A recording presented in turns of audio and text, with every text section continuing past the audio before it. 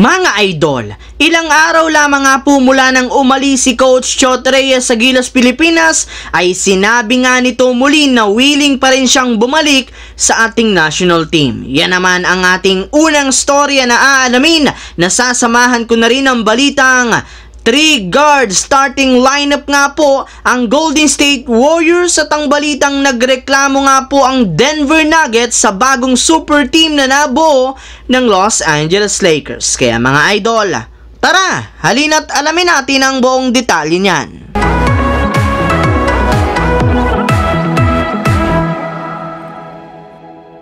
Alam naman nga po ninyo mga idol na pagkatapos nga po ng nakakadismayang performance ng Gilas Pilipinas ngayong 2023 FIBA World Cup ay mismo si Coach Chot Reyes na nga po ang nagkusa na umalis sa ating national team bilang head coach. Kaya napilitan nga po ang SBP na palitan siya ni Coach Tim Cone para sa darating na Asian Games na gaganapin sa China. Pero sa kabila nga po mga idol ng pag-alis nito ni Coach Chot Reyes sa Gilas Pilipinas, inamin rin naman nga nito sa harap ng media na willing pa rin naman siyang bumalik sa ating national team para tulungan ito sa kanila mga gagawing paghahanda para sa sasalihang mga kompetisyon.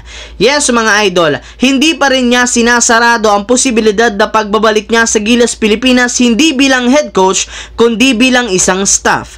Loyal pa rin naman siya sa ating national team kaya handa nga po niyang gawin ang lahat ng kanyang makakaya upang matulungan ito sa kanilang mga darating na laro. Samantala, pumunta naman tayo sa ating pangalawang storya ngayon sa balitang 3 guard lineup nga po ang starting 5 ng Golden State Warriors. Katulad nga po mga idol ng naibalita ko sa inyo, balak nga po ng Warriors na gamitin si Chris Paul sa kanilang starting lineup sa darating na season. Kaya dahil dyan magkakaroon nga sila ng 3 guard lineup sa kanilang starting 5 na bubuhi ni na Stephen Curry, Chris Paul at Klay Thompson na alam naman nga po ninyo na isang natural na shooting guard. Ibig sabihin mas lalo nga talagang liliit ang kanilang lineup kaya bago pa man nga nila ito gamitin sa kanilang mga laro, kailangan muna nga nilang pag-aralan ang lineup ng kanilang makakalaban kung gagana ba dito ang kanilang 3 guard lineup o hindi. Yes mga idol, bagamat man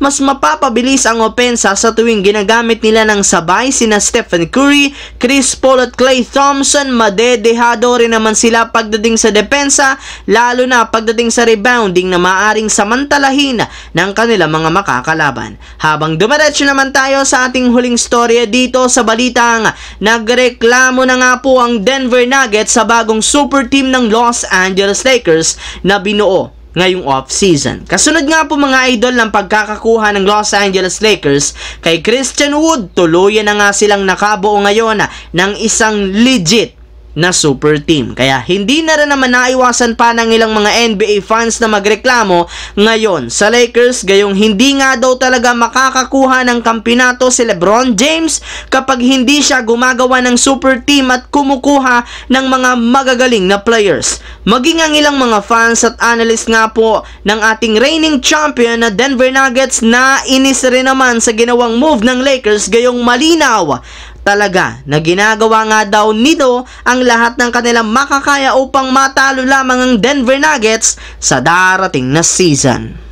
Ang videong ito mga idol ay hatid sa inyo ng Aurora Game, isang play-to-earn mobile app na kung saan pwede kang kumita habang nag-e-enjoy ka. Maraming mga games dito mga idol gaya ng Color Game na alam kong siguradong mananalo kayo, Dragon versus Tiger na simple lang pipili ka lang kung Dragon ba o Tiger ang mananalo. Meron ding Toss a Coin na alam kong alam nyo na at marami pang iba. Sobrang dali lang mag-register, gamit lang ang iyong mobile number, hintayin ang verification code at gumawa ng password. Madali lang din mag-cash in at pag panalo, cash out agad gamit ang iyong GCash account. Kaya ano pang hinihintay nyo mga idol? Mag-download na at manalo. Nasa comment section ang link para makapagsimula na kayo. So yun lamang mga idol ang ating bagong video ngayon na ating pinag-usapan dito. Once again, this is your J-Zone TV. Huwag kalimutang mag-like at syempre mag-subscribe. Pindutin